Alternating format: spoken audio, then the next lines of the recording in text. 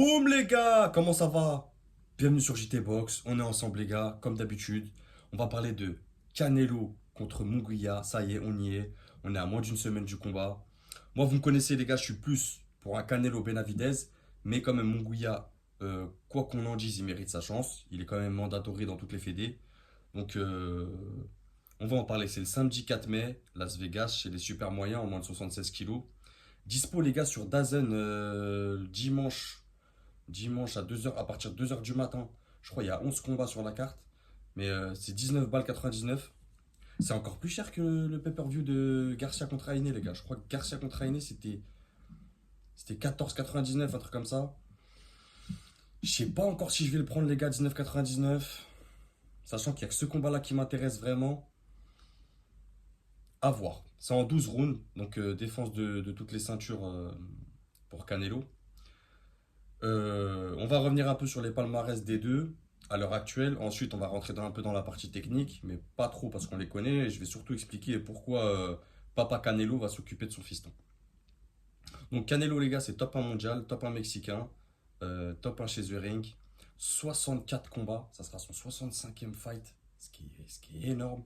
Il a 60 victoires, 2 défaites, 2 matchs nuls, 39 victoires avant la limite. Il a 484 rounds dans les pattes depuis qu'il est passé pro en 2005. Il a les ceintures IBF, WBA, WBO, WBC. 33 ans, droitier, 1m73. Son dernier fight, c'était contre Jermel Charlo, qui remporta la décision sur les 12 rounds en septembre 2023. Donc là, il a quoi 7-8 mois d'inactivité, ce qui est quand même beaucoup. Mais pas trop. En vrai, c'est beaucoup pour un boxeur qui n'est pas dans l'élite, tu vois. Mais des boxeurs comme Canelo, Crawford, ils peuvent faire un fight par an, c'est suffisant, tu vois. C'est pas, ils auront pas de ring rust, tu vois. Pour aller les déranger, faut vraiment quelqu'un de très solide à tous les niveaux. Donc Munguia maintenant c'est top 3 mondial, top 2 mexicain chez BoxRec. Il est quand même top 5 chez The Ring Magazine, donc à signaler. Il a 43 combats, donc beaucoup aussi. 43 victoires, 0 défaite, 0 match nul. Donc le gars est solide. 34 victoires avant la limite. Il a 199 rounds dans les pattes depuis qu'il est passé pro en 2013. Il a 27 ans, il est jeune. C'est jeune pour avoir une chance mondiale d'unifier les ceintures. Je ne sais pas s'il est encore conscient. Tu vois, lors de mon prono et lors de mon analyse, euh, je ne sais pas s'il est conscient des enjeux encore. Vous voyez ce que je veux dire, les gars? On en reparlera. Donc 27 ans, donc super jeune, droitier, 1m83, donc 10 centimètres de plus que Canelo. Après Canelo, il a l'habitude d'affronter des grands, donc pour lui c'est normal en fait. Son dernier fight c'était contre John Ryder, le dernier combat de John Ryder avant sa retraite, victoire par TKO au 9e round en janvier 2024. Donc il a 4 mois d'inactivité, ce qui est pas beaucoup. Maintenant Canelo, c'est solide défensivement, c'est une belle défense, feinte, esquive, pas de retrait, retrait de buste, des grosses combinaisons corps-face, deux trois coups qui font mal, un jeu de jambes incroyable, des qualités de déplacement extraordinaires. Même si ces dernières sorties, elles sont pas zinzin, c'est Canelo quand même, faut le respecter. Il a un bras arrière dangereux et pour moi, ça va être la clé de ce combat. Je vais y revenir plus tard. Ça pique quand il touche, ça pique. Tu vois, il a vraiment un... C'est pas quelqu'un qui va te mettre des KO sur une patate, mais tu sais que ça pique quand il touche. Il fait mal. Et sa variation de zone de frappe et accélération, elle est importante. Notamment ses changements de niveau, corps-face, c'est là où il est très très fort. Il a un coup d'œil, techniquement, c'est incroyable. Le timing aussi, il a un timing en contre. Et un retrait de bus, remise derrière. Franchement, et avec une vitesse de bras, je pense qu'il va, je pense qu'il va poser beaucoup de problèmes à Munguia, les gars. Beaucoup, beaucoup de problèmes. Et ce retrait de buste, et avec ses remises, pour moi, ça va faire très mal à Munguia, parce que je pense que Munguia, c'est un beau bras avant, les gars.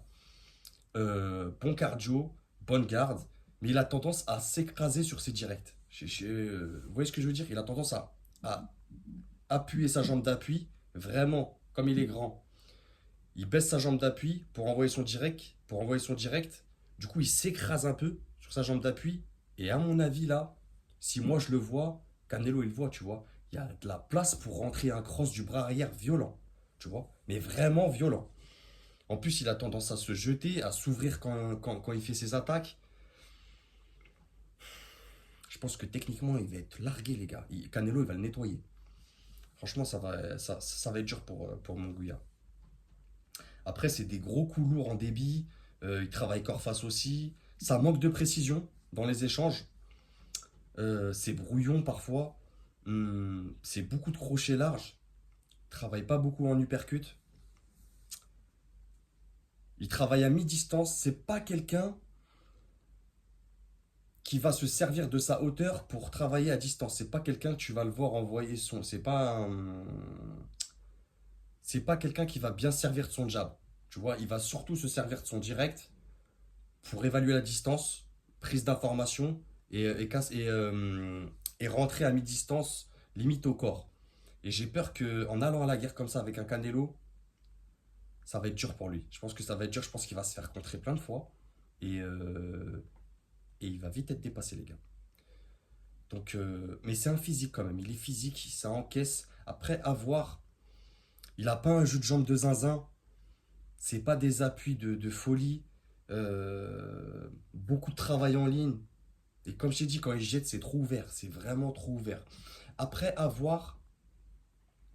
Parce que Munguia, même s'il a 43 combats, les gars, il n'a pas affronté de gros noms. Même si tu vois, il est top 5 The Ring et tout.